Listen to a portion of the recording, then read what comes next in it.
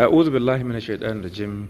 Bismillahir rahmanir rahim. Al'ummar jihar Katsina, Ramadan Karim. Kuma assalamu alaikum wa rahmatullahi ta'ala wa barakatuh. Sunana Ibrahim Shema. Ina kira ga daukacin al'ummar jihar Katsina mai albarka. Kuma muna neman goyon baya na iyaye duka da al'ummar jihar Katsina a kowane mataki, malamai, limamai, shehunnai, sarakuna, hakimai, masu unguwanni, dagatai, ma'aikata wato civil servants kenan, 'yan kasuwa, matasa, ɗalibai, mata, dattawa da duk daukacin al'ummar jihar nan. Sha lokaci yayi da za a fito a jefa ƙuri'a ma jam'iyyar PDP mai ƙaunar talaka wadda ta yi aiki don talaka kuma ta taka rawar gani kuma da za ta ceci jihar nan da yadda Allah daga matsalolin da suka fada ma wannan jiha tun daga 2015 zuwa yanzu.